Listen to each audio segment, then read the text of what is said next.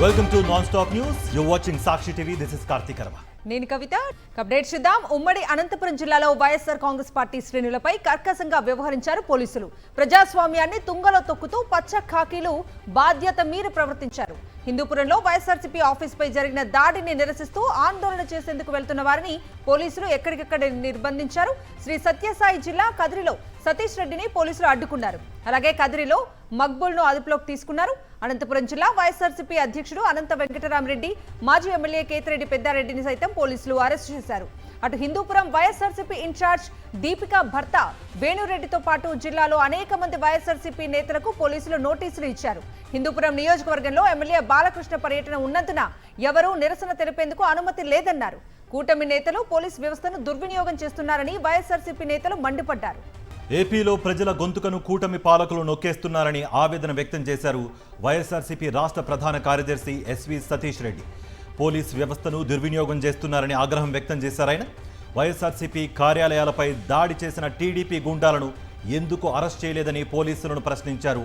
ప్రజాస్వామ్యంలో అధికార పక్షానికి ఒక న్యాయం, ప్రతిపక్షానికి మరో న్యాయం ఉండదన్నారు సతీష్ రెడ్డి. తప్పు చేసినా లేకుంటే ప్రభుత్వ పనితీరు పైన ఏమైనా విమర్శలు ఉంటే తప్పకుండా 100% చేస్తాం. కానీ విమర్శలు చేశామనేటువంటి నెపంతో కూర్చొని దాడులు చేసేటువంటి సంస్కృతి హిందూపురం ప్రాంతంలో ఇది మొట్టమొదటిసారి అనుకుంటా. మీ పార్టీ కార్యకర్తలు మరి ఆ రకమైనటువంటి విచ్చలవిడిగా దాడి చేసేదాన్ని మీరు ఏ రకంగా సమర్థిస్తారని చెప్పి నేను అడుగుతున్నాను. ఏ పార్టీ వాడైనా కానీ అంత విచ్చలవిడిగా వచ్చి ఒక పార్టీ కార్యాలయం మీద దాడి చేస్తే ఇంతవరకు ఎందుకు అరెస్ట్ చేయలేదని చెప్పేసి మేము అడుగుతున్నాం. ఏపీ ఆర్థిక పరిస్థితిపై మాజీ సీఎం వైఎస్ జగన్మోహన్ రెడ్డి తీవ్ర ఆందోళన వ్యక్తం చేశారు. కాగ్ నివేదికలను ప్రస్తావిస్తూ ఎక్స్లో పోస్ట్ చేశారు. తక్కువ ఆదాయ వృద్ధి, తక్కువ మూలధన పెట్టుబడి, పెరిగిపోతున్న రుణభారం అంటూ వైఎస్ జగన్ ట్వీట్ చేశారు.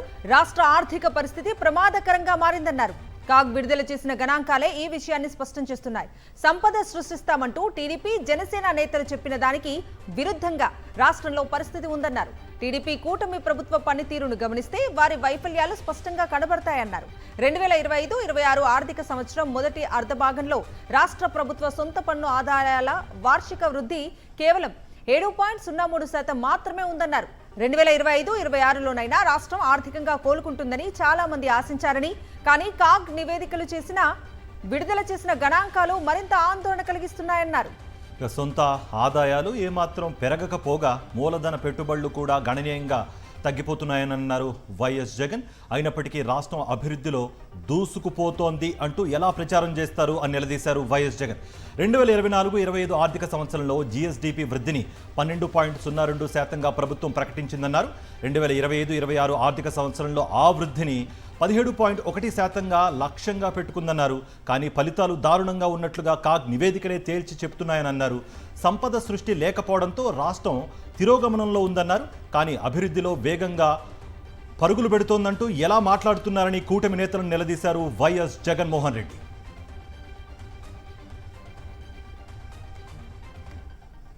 శ్రీకాకుళం జిల్లా కాపు గోదాయ వలసలో టీడీపీ నేతల దౌర్జన్యానికి దిగారు. వైఎస్ఆర్సీపీ రచ్చబండ కార్యక్రమాన్ని అచ్చెన్నాయుడు వర్గీయులు అడ్డుకున్నారు. ప్రభుత్వ మెడికల్ కాలేజీల ప్రైవేటీకరణకు వ్యతిరేకంగా వైఎస్ఆర్సీపీ రచ్చబండ కార్యక్రమం చేపట్టింది. రచ్చబండ చేపట్టొద్దు అంటూ టీడీపీ వర్గీయులు అడ్డుకున్నారు. వైఎస్ఆర్సీపీ నేతలపై అచ్చెన్నాయుడు వర్గీయులు దాడికి యత్నించారు.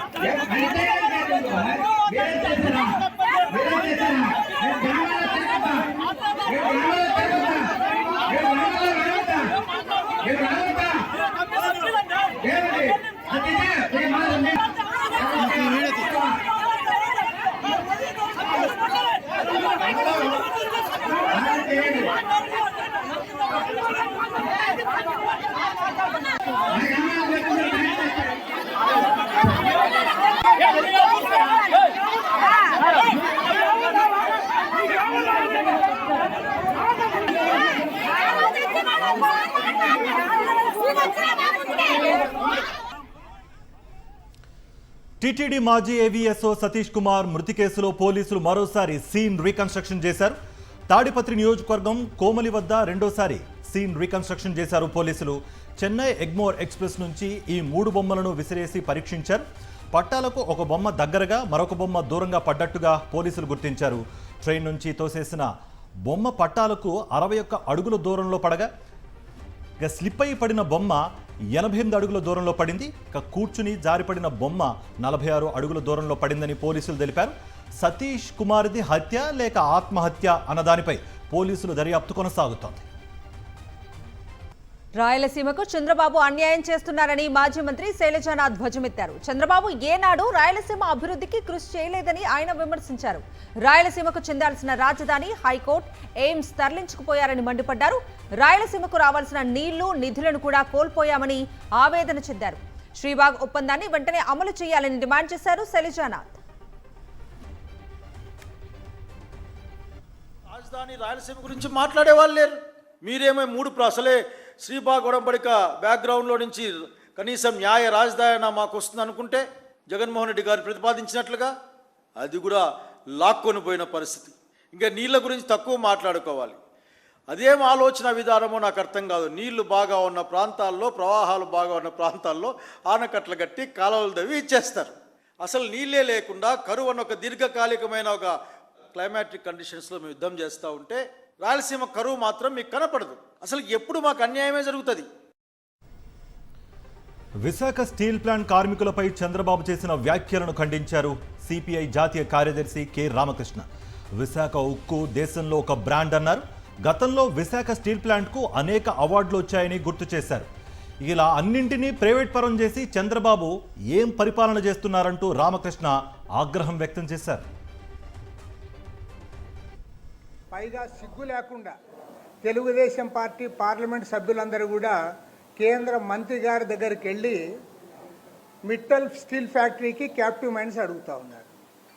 విశాఖ స్టీల్ ఫ్యాక్టరీకి మీరు క్యాప్టివ్ మైన్స్ అడగరు, మిట్టల్ స్టీల్ ఫ్యాక్టరీకి క్యాప్టివ్ మైన్స్ అడుగుతారు.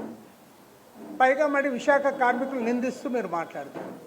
కాబట్టి అంటే చంద్రబాబు నాయుడు గారు ముందు నుంచి కూడా ఈయన ప్రైవేట్ రంగానికి అనుకూలము, ప్రభుత్వ రంగానికి వ్యతిరేకము, పరిశ్రమలన్నీ కూడా ప్రైవేట్ వాళ్ళ చేతుల్లో ఉండాలి, ఎడ్యుకేషన్ ఇన్స్టిట్యూట్స్ అన్నీ ప్రైవేట్ చేతికి అప్పచెప్తా ఉన్నావు, మెడికల్ కాలేజీలు ప్రైవేట్కి అప్పచెప్తా ఉన్నావు, టూరిజం డిపార్ట్మెంట్లో 22 హోటల్స్ ఉంటే వాటిని ప్రైవేట్కి అప్పచెప్తా ఉన్నావు.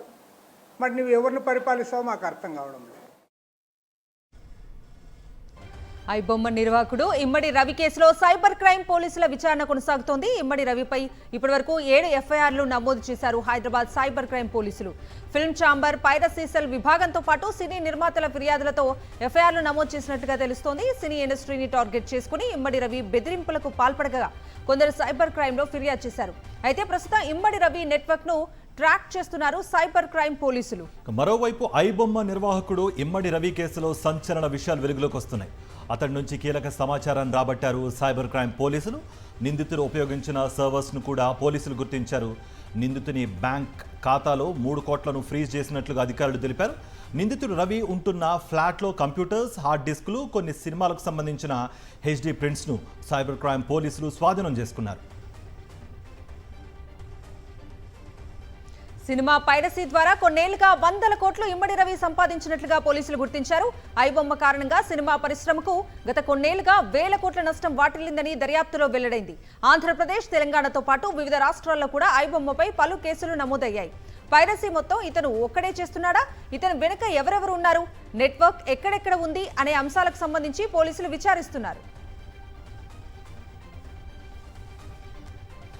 ఇమ్మడి రవి చేసింది ముమ్మాటికి తప్పే అన్నారు ఆయన తండ్రి అప్పారావు. విశాఖలో చిన్న ఇంట్లో సాధారణ జీవితం గడుపుతున్నానన్నారు ఆయన. రవి ఇంటికి వచ్చి 2 ఏళ్ళు అవుతోందని, అతను ఏం చేస్తున్నాడో కూడా తనకు తెలియదన్నారు. రవి ప్రేమించి పెళ్లి చేసుకున్నాడని, కానీ భార్యాభర్తలిద్దరికీ విభేదాలు ఉన్నాయని అన్నారు.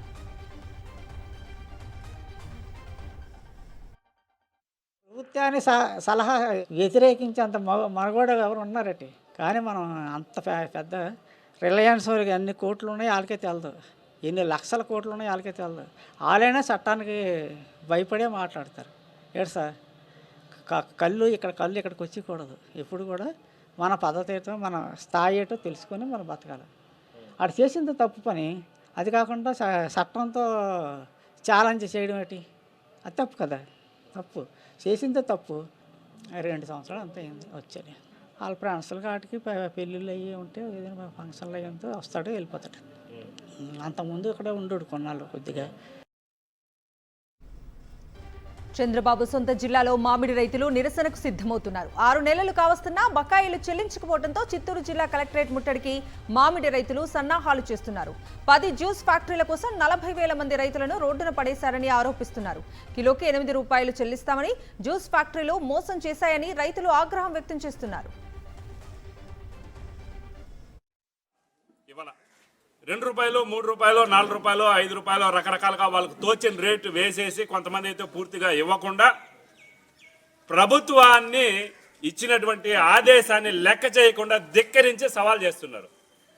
మీ ఆదేశాలకు విలువ ఉందా లేదా అని మేము ప్రశ్నిస్తున్నాం. మీ ఆదేశాలకు కన్నా విలువ ఉంటే వాళ్ళపైన చర్యలు తీసుకోండి. ములుగు జిల్లా మేడారంలో పర్యటించారు మంత్రి సీతక్క. జాతరలో జరిగే అభివృద్ధి పనులను కలెక్టర్ దివాకర్తో కలిసి పరిశీలించారు. మేడారంలో జరిగే అభివృద్ధి పనులు వేగవంతం చేయాలని అధికారులకు సూచించారు సీతక్క. జాతరపై సీఎం రేవంత్ ప్రత్యేక చొరవ తీసుకుంటున్నారని అన్నారు. సమ్మక్క సారాలమ్మల కీర్తి ప్రతిష్టలు తరతరాలు నిలిచిపోయే విధంగా సీఎం రేవంత్ అభివృద్ధి పనులను చేపడుతున్నారని అన్నారు మంత్రి సీతక్క.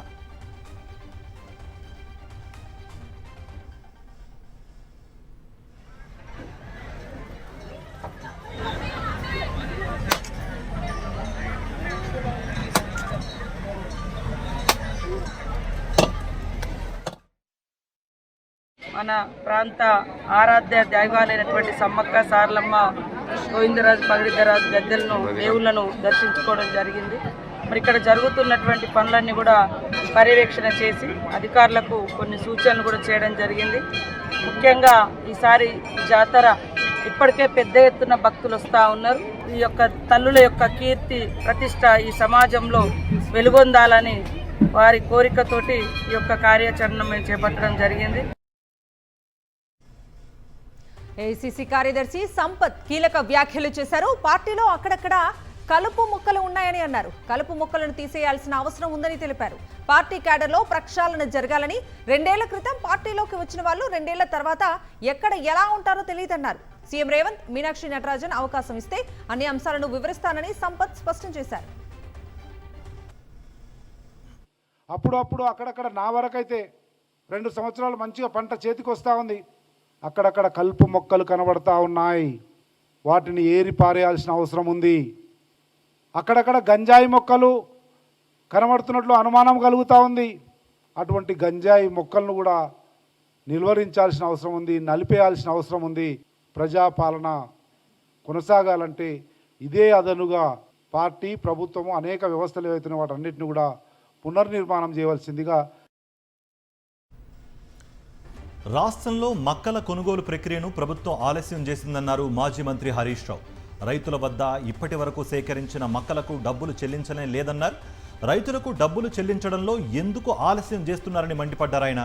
కొనుగోళ్లు జరిపి దాదాపు 20 రోజులు గడుస్తున్నా ప్రభుత్వం రైతులకు డబ్బులు ఇవ్వడం లేదని హరీష్ రావు మండిపడ్డారు.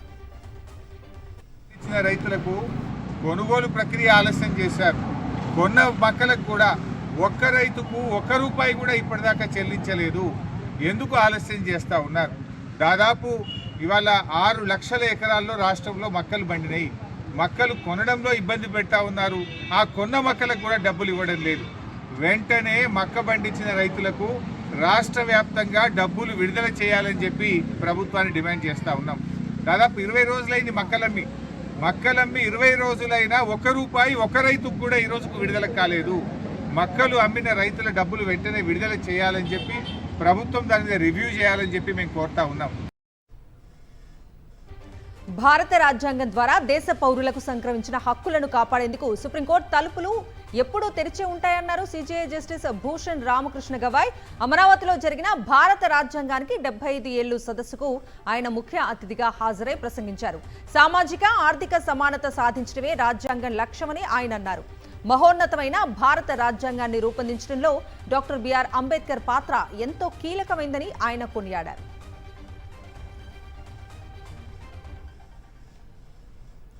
Ambedkar said that the objective resolutions provides for the rights, but it doesn't provide for remedy. And he said that rights without remedy are meaningless. And therefore we find that the very foundation of Article 32 in the Constitution of India, which enables every citizen to knock the doors of the Supreme Court of breach of fundamental rights. Vaman రావు దంపతుల హత్య కేసులో కీలక మలుపు చోటు చేసుకుంది. మాజీ MLA పుట్టా మధుకు CBI నోటీసులు ఇచ్చింది. రేపు రామగుండంలో విచారణకు హాజరు కావాలని నోటీసులు జారీ చేసింది. ఇప్పటికే వామన్ రావు బంధువులను విచారించింది సిబిఐ.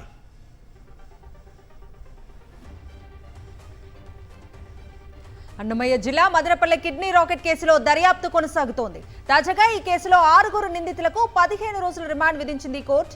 అంతకుముందు నిందితులకు మదనపల్లె ఏరియా హాస్పిటల్లో వైద్య పరీక్షలు నిర్వహించారు. అనంతరం మెజిస్ట్రేట్ ముందు పోలీసులు హాజరుపరచగా జడ్జి 15 రోజులు రిమాండ్ విధించారు. 6 నిందితులను సబ్ జైలుకు తరలించారు పోలీసులు.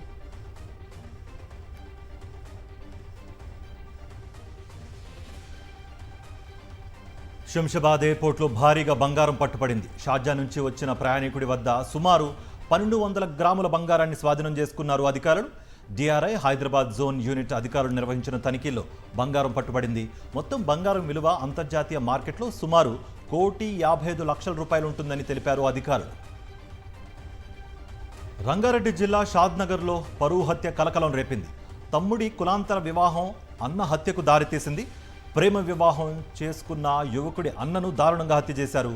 రంగారెడ్డి జిల్లా షాద్నగర్ మండలం ఎల్లంపల్లి గ్రామంలో ఈ దారుణ ఘటన చోటు చేసుకుంది.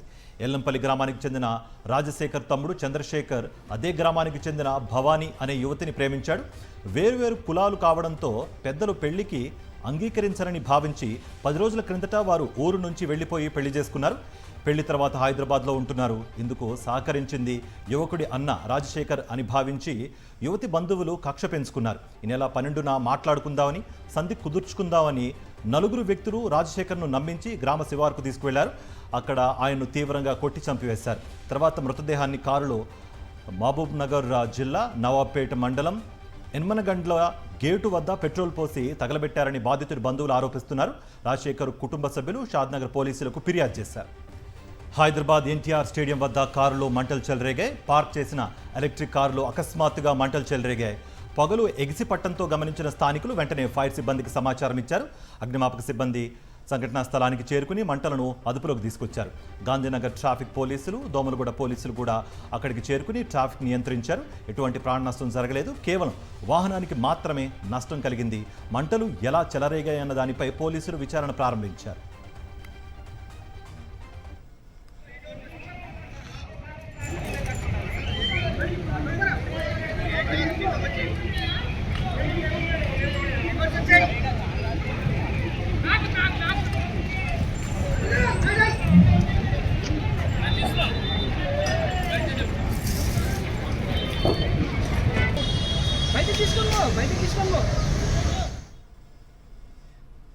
తిరుమల ఘాట్ రోడ్డులో రోడ్డు ప్రమాదం జరిగింది.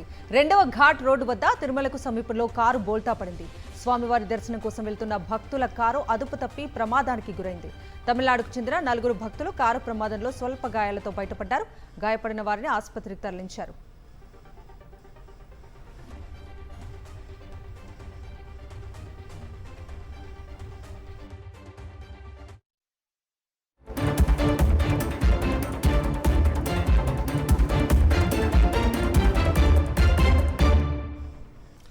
Let's dive into national updates. బీహార్లో అసెంబ్లీ ఎన్నికల్లో విజయం సాధించిన ఎన్డీఏ కూటమి కొత్త ప్రభుత్వం ఏర్పాటుకు సన్నాహాలు చేస్తోంది.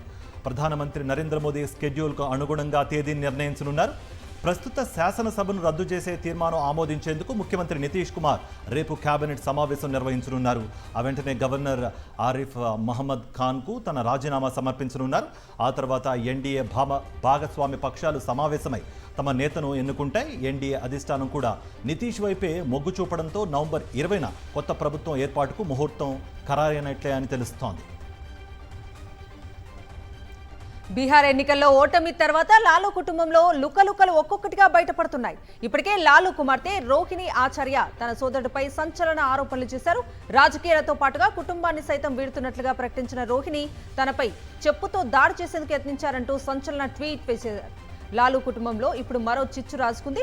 రోహిణికి మద్దతుగా లాలు మరో 3 కుమార్తెలు కుటుంబాన్ని వీడారు. లాలు కుమార్తెలు రాజలక్ష్మి, రాగిణి చంద ఈరోజు పాట్నాలోని లాలు నివాసం నుంచి బయటకు వచ్చేశారు. పిల్లలతో పాటు వీళ్ళంతా లాలు నివాసాన్ని వీడారు. దీంతో లాలు కుటుంబంలో వివాదాలు పతాక స్థాయికి చేరుకున్నట్లయింది. ఇప్పటికే లాలు తన పెద్ద కొడుకును పార్టీ నుంచి సస్పెండ్ చేసిన సంగతి తెలిసిందే. ఇప్పుడు కుమార్తెలు కూడా వరుసగా కుటుంబాన్ని వీడుతున్నారు. ఢిల్లీ ఎర్రకోట కారు బాంబు పేలుళ్లలో మరో కీలక విషయం వెలుగులోకి వచ్చింది. బాంబు పేలుడుల్లో పాల్గొన్న వైట్ కాలర్ టెర్రర్ మాడ్యూల్పై దర్యాప్తును ముమ్మరం చేశాయి. నువ్వు సహా ఫరీదాబాద్లో పలువురు వైద్యులను దర్యాప్తు అధికారులు అదుపులోకి తీసుకున్నారు. ఢిల్లీ పేలుడు జరిగినప్పటి నుంచి 12 మందికి పైగా వైద్యుల ఫోన్లు స్విచ్ ఆఫ్ అయ్యాయి. వారి ఆచూకీని తెలుసుకునేందుకు దర్యాప్తు సంస్థలు ప్రయత్నిస్తున్నట్టుగా తెలుస్తోంది. ఇందులో ఎక్కువ మంది అల్ ఫలాహ్ యూనివర్సిటీకి చెందిన వారేనని దర్యాప్తు సంస్థలు భావిస్తున్నాయి. బాంబు పేలుడు కేసులో దర్యాప్తు సంస్థలు కీలక ఆధారాలను కనుగొన్నాయి. అరెస్ట్ అయిన అనుమానిత doctor Muzammil phone call detail record భారీ వైట్ కాలర్ టెర్రర్ మాడ్యూల్ నెట్వర్క్కు సంబంధించిన సమాచారం బయటపడింది. ఢిల్లీ ఎర్రకోట పేలుళ్ల కేసులో ముమ్మరంగా దర్యాప్తు కొనసాగుతోంది. ఢిల్లీలో ఉగ్ర దాడులకు కాకుండా ఆత్మాహుతి దాడులకు డాక్టర్ ఉమర్ నబీ ప్రయత్నించినట్లుగా తెలుస్తోంది. ఆ ప్రయత్నాలు సఫలం కాకపోవడంతో తానే ఆత్మాహుతి దళ సభ్యుడిగా మారిపోయినట్లుగా నిఘా వర్గాలు గుర్తించాయి. సూసైడ్ బాంబర్గా పలువురిని ఒప్పించేందుకు ప్రయత్నించాడు డాక్టర్ ఉమర్ నబీ. 2021లో అతను టర్కీకి వెళ్లాడు. అక్కడే ఉగ్ర ముఠాల మాయాలో పడ్డాడు. ఉగ్ర భావాజాలాన్ని నింపుకున్నాడు. అప్పటి నుంచే పేలుళ్ల కోసం ప్లాన్ చేశాడు. పేలుడు పదార్థాలు సేకరించాడు. ఎర్రకోట ఆత్మాహుతి దాడి తర్వాత అరెస్ట్ అయిన వైద్యులు ఇచ్చిన సమాచారంతో నిఘా వర్గాలు దక్షిణ కాశ్మీర్కు చెందిన డానిష్ను అదుపులోకి తీసుకున్నారు. అతన్ని సూసైడ్ బాంబర్గా ఒప్పించేందుకు 1 ఏడాది పాటు నబీ ప్రయత్నించినట్లు తేలింది.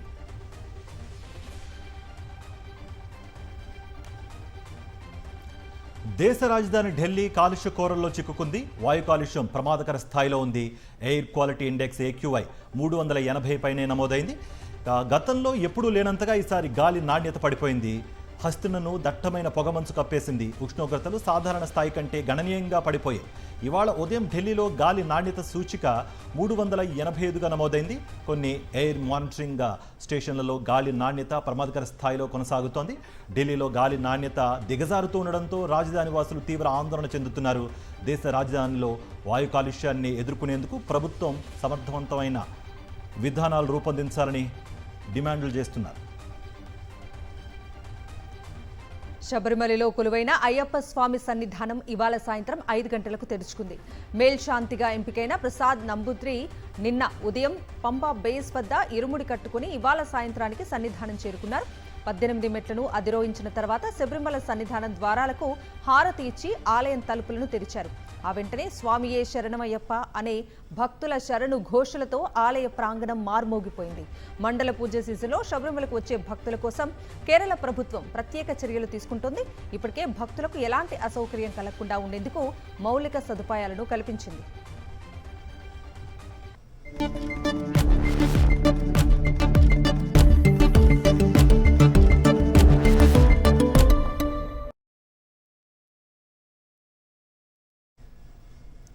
Coming to business update. State bank of India తన కస్టమర్లకు ఒక ముఖ్యమైన ప్రకటన చేసింది. డిజిటల్ చెల్లింపుల విభాగంలో అందిస్తున్న ఎంకాష్ సర్వీసును నిలిపివేస్తున్నట్లుగా ప్రకటించింది. నవంబర్ 30 వరకు ఈ సేవలు అందుబాటులో ఉంటాయని స్పష్టం చేసింది. డిసెంబర్ 1వ తేదీ నుంచి ఈ సేవలను నిలిపివేస్తున్నట్లుగా ప్రకటించింది. ప్రస్తుతం ఈఎం క్యాష్ సేవలు SBI internet banking, YONO lite యాప్లలో అందుబాటులో ఉంది. దీని ద్వారా లబ్ధిదారుడు బ్యాంక్ ఖాతాను ముందుగా నమోదు చేయకుండానే కస్టమర్లు కేవలం వారి మొబైల్ నెంబర్, ఈమెయిల్ ID ద్వారా నగదు పంపటం, స్వీకరించడం చేసేవాళ్ళు. అయితే నవంబర్ 30వ తేదీ వరకు మాత్రమే ఈ సదుపాయం అందుబాటులో ఉండనుందని SBI వెల్లడించింది.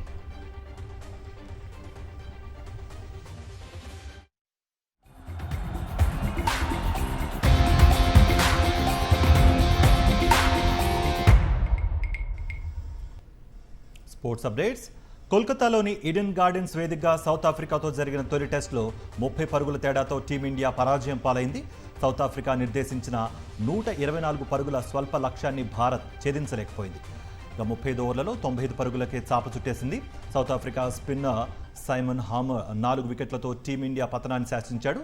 అతడితో కేశవ్ మహారాజా, జైన్సన్ తలా 2 వికెట్లు సాధించారు. భారత బ్యాటర్లో వాషింగ్టన్ సుందర్ టాప్ స్కోరర్గా నిలిచాడు. ఇక భారత్ సౌత్ ఆఫ్రికా తొలి టెస్ట్ ఫలితంతో వరల్డ్ టెస్ట్ ఛాంపియన్షిప్ పాయింట్ల పట్టికలో మార్పులు చోటు చేసుకున్నాయి.